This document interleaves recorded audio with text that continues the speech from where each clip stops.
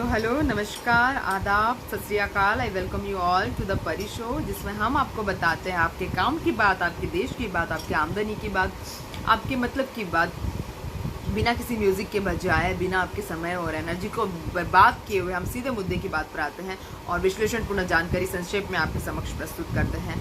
आज जिन मुद्दों पर बात करने वाले हैं वो है कृषि बिल। संसद में कृषि बिल पास हो गया है। जैसे ही लोकसभा में कृषि बिल पास हुआ है वैसे ही बड़ा हंगामा मच गया है। एमपी से लेकर महाराष्ट्र से लेकर हरियाणा, पंजाब, सभी जगह पर जो है कृषि बिल के पास होने पर हड़कंप मचा हुआ है। इस बिल को राज्यसभा में पास होना लगभग मुश्किल लग रहा है, क्योंकि सरकार ने इसमें भी उद्योगपतियों की सुविधाएं की, कारोबारियों की सुविधाएं की और अन्नदाताओं की सुविधाओं के बारे में सरकार को कोई लेना देना नहीं है। जबकि सरकार ऐसा आरोप लगा रही है कि विपक्ष बिचौलियों के साथ से जो है कृषकों को भड़का रहे हैं, उकसा रहे हैं और आंदोलन करने पे मजबूर कर रहे हैं। कृषक समझ नहीं पा रहे हैं कि वो उनके पास में ज़्यादा चुनाव है, ज़्यादा ऑप्शंस के चुनाव है और कृषक इस बात को मान नहीं रहे हैं कि उनके पास में ज़्यादा ऑप्शंस आने से उनके पास जो है प्रॉफिट के चांसेस बढ़ जाते हैं। लेकिन कई सारे दल है, कांग्रेस के अलावा और भी कई छोटे मोटे दल है जो इस तरह से सरकार के इंडिपेंडेंट डिसीजन को सपोर्ट नहीं करते हैं। उनका मानना है कि अगर सरकार को कोई भी बिल पारित करना है तो वो किसानों से पहले पूछ सकती थी, किसानों से सलाह मशवरा किया जा सकता था, किसानों से उनकी राय ली जा सकती थी और नेसेसरी अमेंडमेंट्स किए जा सकते थे। लेकिन सरकार ऐसा करने को, मानने को बिल्कुल भी तैयार नहीं है। सरकार, कांग्रेस के अलावा और भी अन्य दल है, जैसे बीजेपी है, शिवसेना है, बीएसपी है, समाजवादी पार्टी है, आम आदमी पार्टी है, सभी पार्टियां जो है सरकार के अड़ियल रवैये से परेशान है, हैरान है और कहीं ना कहीं जो है नाखुश नज़र आ रही है। अगर हरियाणा में जन कल्याण जनता पार्टी, जनसत्ता जनता पार्टी और पंजाब में शिरोमणि अकाली दल अगर एनडीए को छोड़ देता है तो डेफिनेटली वहाँ पे बीजेपी की सरकार गिर जाएगी और कहीं ना कहीं बीजेपी के लिए बहुत बड़ा लॉस हो जाएगा ये। लेकिन सरकार अपनी जिद पे अड़ी हुई है। सरकार किसी भी तरह के कृषि बिल के लिए, किसी तरह के विपक्ष का या किसी भी अन्य पार्टी के परामर्श के लिए सरकार तैयार नहीं है। सरकार अपने बहुमत के खुमार में, बहुमत के अहंकार में डूबी हुई है कहीं ना कहीं। और ऐसा बताया जाता है कि 86 सांसदों के साथ में जो बीजेपी सरकार है वो हर जगह अपनी मनमानी चला रही है। पहले तो संसद को बंद करने में लगी थी, संसद सत्र को ना लगाने पे एक्सक्यूजेस दे रहे थे, लेकिन जब विपक्ष ने कहा कि संसद सत्र लगना चाहिए तो लोकसभा और राज्यसभा दोनों के ही जो कार्यकाल है आधे आधे कर दिए, दोनों के समय अलग आधे आधे कर दिए। उसके बाद में संसद जो है 6 दिन में जितने भी बिल पारित हुए हैं उसमें सरकार अपनी मनमानियाँ दिखा रही है। सरकार अपने डिसीजन जो है कहीं ना कहीं विपक्षों पे और कृषकों पे थोप रही है। कृषकों का ऐसा सरकार पर आरोप है। लेकिन ऐसा बताया जाता है कि ये उद्योगपतियों की सरकार है, उद्योगपतियों के प्रॉफिट के बारे में सोचने वाली सरकार है,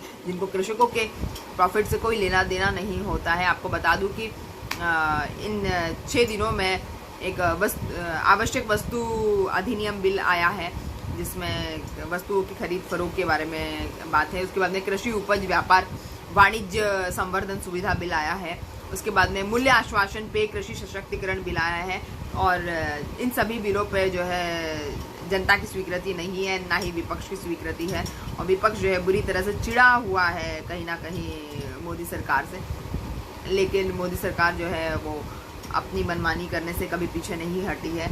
हर जगह उसने अपनी मनमानी चलाई है। इस बार भी मोदी सरकार ने अपनी मनमानी करके दिखा दिए विपक्ष को कि उसकी पावर क्या है। खैर, आगे बढ़ते हैं कि शिवसेना के मंत्री उद्धव ठाकरे, जो सीएम है शिवसेना के, उन्होंने प्रधानमंत्री अटल बिहारी वाजपेयी की तारीफ करते हुए कहा है कि अटल बिहारी वाजपेयी के समय में सहयोगी पार्टियों का बड़ा सम्मान होता था, लेकिन वो दिन हवा हो गए हैं। इस तरह की जो तंज कसते हुए बीजेपी पे उन्होंने ये बयान दिए हैं, ये बयानबाजी की है। उसके बाद में सरकार ने संसद में बताया है कि कारें जो है 30% सस्ती होने वाली है। और ये जो आप लोगों के लिए बहुत अच्छी न्यूज़ है, जो कि जिन लोगों को भी कार खरीदनी होगी 30% सस्ती कार मिलेगी, नई कार, तो बहुत अच्छी बात है। उसके बाद में सीटीआई ने, chamber of trade and industry ने पेट्रोलियम मंत्री को और वित्त मंत्री को चिट्ठी लिखकर पेट्रोल और डीजल के दाम में लगने वाली एक्साइज ड्यूटी को घटाने की बात कही है, जो भी अपने आप में एक अच्छी खबर है। और राजस्थान में ग्राम पंचायत के चुनाव 28 सितंबर से शुरू हो जाएंगे। तैयारियां लगभग पूरी हो चुकी है। और बिहार में तेजस्वी यादव जो है फिर से अपना लालटेन लेकर मिशन पर निकल चुके हैं। पिछली बार नीतीश कुमार के धोखा दे जाने की वजह से आरजेडी की सरकार बिहार में नहीं बन पाई थी, मगर इस बार तेजस्वी ने कमर कस ली है। और तेजस्वी की तस्वीरें जो है, मैंने जैसे आपको बताया पुराने वीडियोज़ में, टी शर्ट्स और टोपियों के साथ में और मास्क के साथ में और भी बहुत सारी चीज़ों के साथ में तेजस्वी की तस्वीरें घर घर पहुंच गई है। और घर घर तेजस्वी नज़र आ रहा है बिहार में। तो कहीं ना कहीं तेजस्वी के जीत के चांसेस जो है तेज़ होते हुए नज़र आ रहे हैं बिहार की सियासत में। और नीतीश कुमार कहीं ना कहीं हताश और परेशान है। और ऐसा भी बताया जाता है कि नीतीश कुमार जो है शायद बीजेपी छोड़ देंगे। तो खैर ये सारी बातें आपको बता दी। और जो मेन बात मैं आपको बताना चाह रही थी कि बिहार में चुनाव का जो समय है वो वही रहेगा। चुनाव का समय आगे नहीं बढ़ा है। चुनाव समय पर ही होंगे बिहार में। ऐसा हाईकोर्ट का आदेश आया है कि बिहार में चुनाव जो है बिल्कुल समय से होंगे। जो पहले समय फिक्स था नवंबर में, नवंबर एंडिंग में, वही समय बिहार चुनाव का है। मतलब दिसंबर या जनवरी में बिहार के चुनाव नहीं होंगे, नवंबर में ही बिहार के चुनाव होंगे। खैर उसके बाद में हम देखते हैं कि संजय सिंह जो आप पार्टी के जो नेता हैं, उनके ऊपर योगी सरकार ने डर के चलते, विफलताओं के चलते योगी सरकार ने संजय सिंह पर अपनी सक्रियता दिखाते हुए संजय सिंह पर 13 मुकदमे लगा दिए हैं। और ये 13 मुकदमे संजय सिंह पर आरोप है कि उन्होंने सर्वे करवा के प्रदेश में माहौल बिगाड़ने की कोशिश की है। संजय सिंह ने सर्वे करवाया है जाति के आधार पर। संजय सिंह ने सर्वे करवाया है पद के आधार पे। इस तरह के आरोप जो है 41A के तहत संजय सिंह पे मुकदमे लगाए गए हैं, जिसमें संजय सिंह पे 13 मुकदमे लगाए गए हैं। और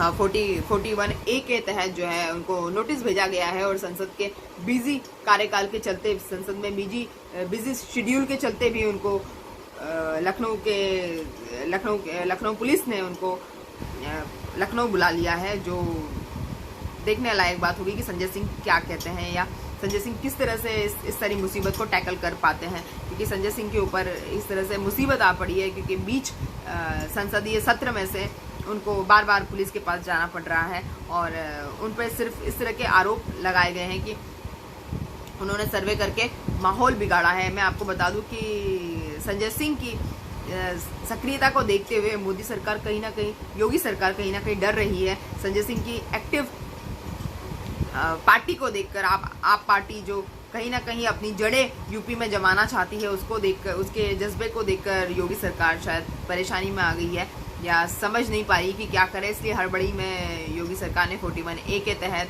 संजय सिंह को नोटिस भेजा है और 13 मुकदमे लगा दिए हैं। उसमें से कुछ मुकदमे जो है देशद्रोह के भी हैं, कुछ मुकदमे भड़काने वाले भी हैं कि भड़काऊ बयान दिया करते हैं संजय जी। और इस तरह के जो है संजय जी के ऊपर 13 मुकदमे अब एक के बाद एक आ जाएंगे, कि जो बहुत ही दुख की बात है। और पता नहीं संजय सिंह कैसे हैंडल करेंगे।